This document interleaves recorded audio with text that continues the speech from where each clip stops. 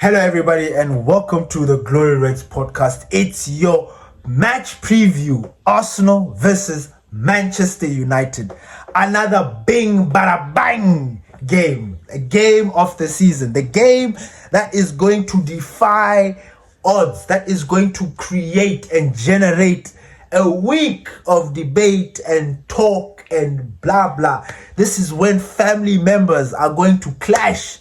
Because as you know, my father is a Gunner and I am a Red Devil. So it is going to be another banger.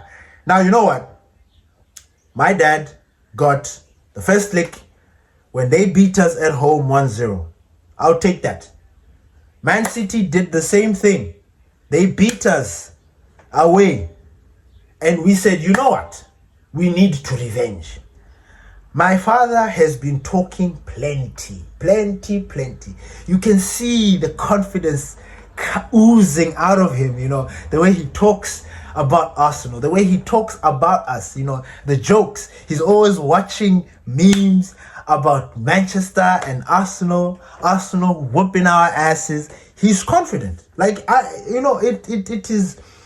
is one of those. But at the same time, I think he understands and feels the change. He's happy that Manchester United are sort of coming up, because he was like, this is where Manchester United need to be. He's like, this is where they need to be. Not languishing at 12. Nah.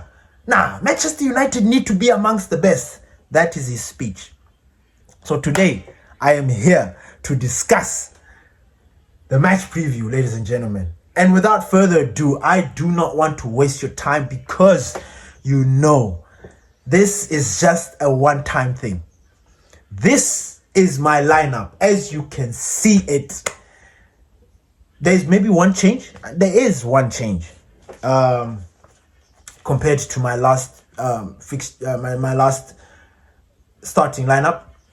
And the reason why I started this one, because I just feel like this game is much more difficult. I don't know. Michael Carrick might surprise us again. Because you know what?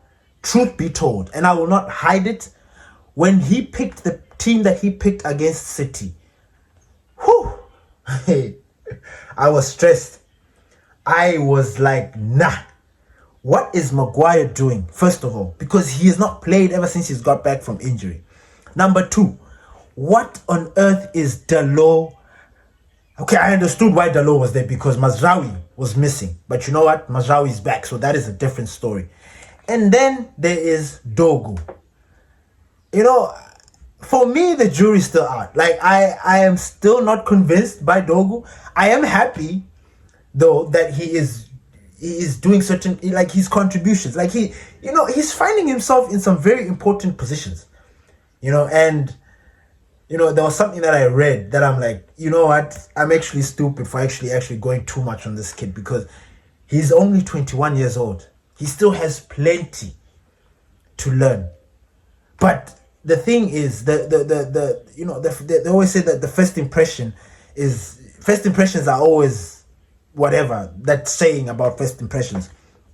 And for me, Dogu's first impressions were not very particularly good.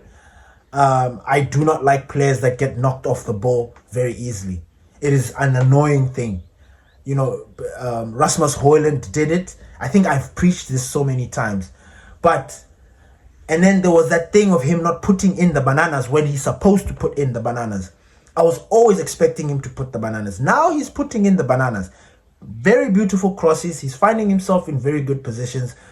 But I feel like this Arsenal game needs more than Dogu. It needs a little bit of experience. It needs a little bit of fire. And that is why my starting lineup looks like that. When you see, I've got Lamens. Right back, I have not wasted time. I've put Mazraoui. Oh, I've missed Mazraoui. Unfortunately, he lost the African Cup of Nations. I feel sad for him, because he was one of the standout players. And he was very humble. He never got in between this nonsense and what. You can tell that Mazraoui is a stand-up guy. He just plays football, and he's not getting caught up in some nonsense. So I was very appreciative of that. no scandals, no funny stuff. And I'm glad he's back. I really am glad he's back. He had an amazing African Cup of Nations, and I'm expecting him, just like Brian, just like Ahmad, to bring that same form back to Manchester United. So I've got Mazraoui in that right position. Harry Maguire retains his position because he's just been Harry Maguire. He's been immense for us. He's been that extra midfielder for us. He's been that guy. He is the captain that was stripped of captaincy but still behaving like a captain. Harry Maguire's story with Manchester United is one for the books. Honestly, Harry Maguire, salute to him. He gets a start. Licha, I've got him next to Harry Maguire.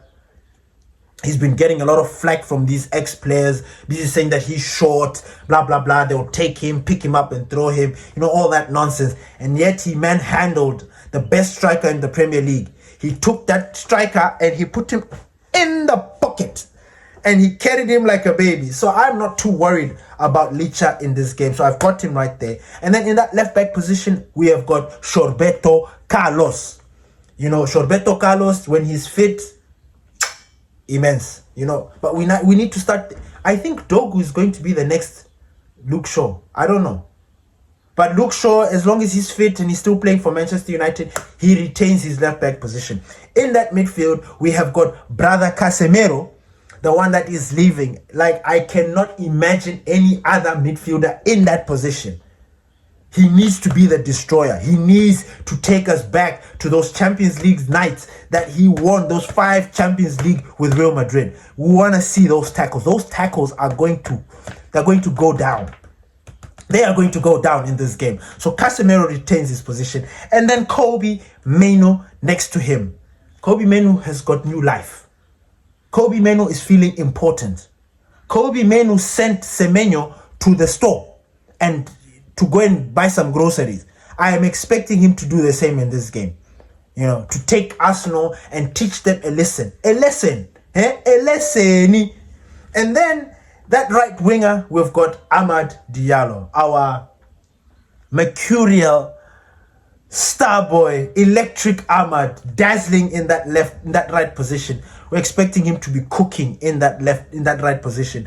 And then our number 10 is our Portuguese Magnifico. There is no other. There is no one that can be or can do what our Portuguese Magnifico does in that number 10 position. There is no one like Bruno. Ladies and gentlemen, you know it, I know it, the whole world knows it, the Premier League knows it. He is the leading assister in the Premier League. He is the leading big chance creator in the Premier League.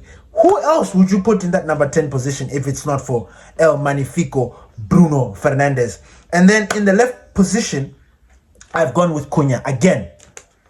I know Carrick might just change things around and put Dogu there, which I don't mind because Dogu is putting the numbers. He's putting in the performances. But like I said, this Arsenal game needs a little bit of grit. It needs a little bit of bite, a little bit of attitude, a little bit of So I've put Cunha in there. I need him there. I need Cunha to play in this game. I need him to play in this position. And then up top, we have got the indomitable lion, Brian Mbeumo. Obviously, you'll be asking yourself, why not Sesko? Hey, I think Sesko will come in as a substitute in this game. I don't think he will be benched even more because we saw it against Man City. He didn't get an opportunity to play. Carrick went and pulled him aside and talked and spoke to him. I don't see how Benjamin Sesko doesn't get minutes. Now, obviously, we want him to start, but this is his first season. He's still working his way. He's still feeling himself. I'm not too worried. I'm not too upset. I think he's a good addition coming from the bench. He's energetic. He is fast. He's powerful. He's got very good link-up play. So it's just going to be something that is going to complement us or add value to our team. I have not predicted. I am not going to predict who's our first scorer, who's going to be the man of the match, or even the scoreline. I'm not going to do that because I do not want to jinx I do not want to jinx it. I am just going to hold those cards close to my chest and just because I'm not getting carried away, because this game is going to be a Super Sunday game. It is going to be a big one, and it's going to be one for the books, because Arsenal need the points to extend their lead in the summit of the Premier League.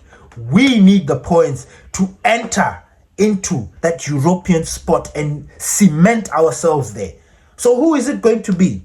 This is going to be one of those classic old Manchester United versus Arsenal. You remember those days.